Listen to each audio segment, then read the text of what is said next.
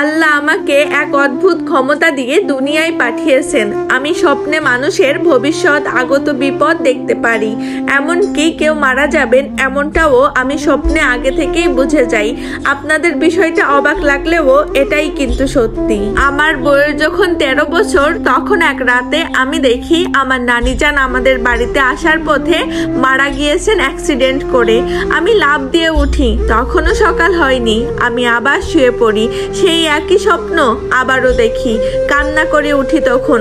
আম্মু জিজ্ঞেস করে কি হয়েছে। আমি বললাম, আম্মু আমি স্বপ্নে দেখলাম নানি আমাদের বাড়িতে আসার পথে অ্যাক্সিডেন্টে মারা গেছেন।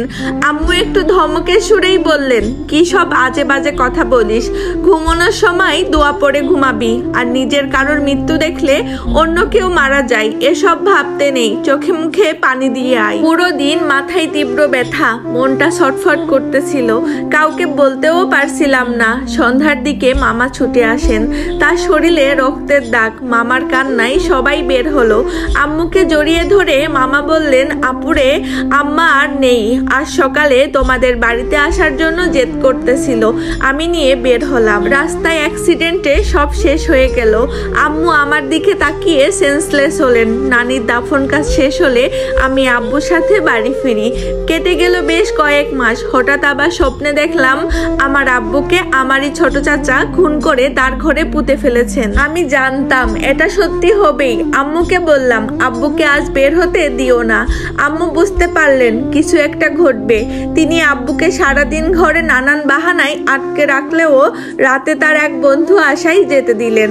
আম্মু আমাকে জিজ্ঞেস করলেন, কেন তোর আব্বুকে বাইরে যেতে নিষেধ করলি? আমি বললাম, আম্মু কেন আব্বুকে যেতে দিলে? স্বপ্নে দেখেছি ছোট চাচা আব্বুকে মেরে ফেলেছে। আম্মু কাঁদতে লাগলেন। রাত গভীর হচ্ছে কিন্তু আব্বু ফিরছেন না।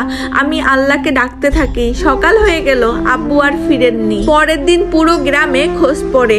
পুলিশের কাছে যান বড় চাচা, কিন্তু আমি জানি আব্বু কোথায় আছেন। পুলিশ আসার পর আমি বলি, আপনারা ছোট চাচার ঘরে তল্লাশি করেন, আব্বুর লাশ তার পেছনের ঘরে মাটি খুঁড়লেই পাবেন। পুলিশ জিজ্ঞেস করলো, তুমি জানলে কিভাবে? আমি বললাম, আমি জানি। সত্যি সত্যি ছোট চাচার ঘরেই আমার আব্বুর লাশ পাওয়া গেল। বাড়ি জুড়ে শোকের ছায়া। আমি পাথর হয়ে গেলাম। আম্মুও কাঁদতে কাঁদতে পাগল প্রায়। ছোট চাচাকে পুলিশ ধরে নিয়ে যায়। আম্মু কেমন পাগলের মতন হয়ে গেলেন। জীবনে তারপর আসলো বড় পরিবর্তন। আমি ভাবতেও পারিনি জীবন কতটা জটিল হবে। এভাবেই কাটতে থাকে দিনগুলো। তারপর বেশ কয়েক বছর কোনো স্বপ্ন দেখিনি। যখন আমার বয়স 17 বছর তখন আমার এক বিয়ের প্রস্তাব আসে, কিন্তু আমার আম্মু রাজি ছিলেন না। অনেক বছর পরে আবার সেই স্বপ্ন দেখি। স্বপ্নে দেখি এক অচেনা পুরুষ বাঁচার জন্য বেকুল হয়ে সবার কাছে সাহায্য চাইছে। কে যেন তাকে সাপ দিয়ে চারপাশে বন্দি করে রেখেছে। আমি স্পষ্ট দেখলাম তার চোখে কি অদ্ভুত মায়া। কিন্তু কে সেই পুরুষ, আর কেনই বা সে আমার স্বপ্নে আসলো?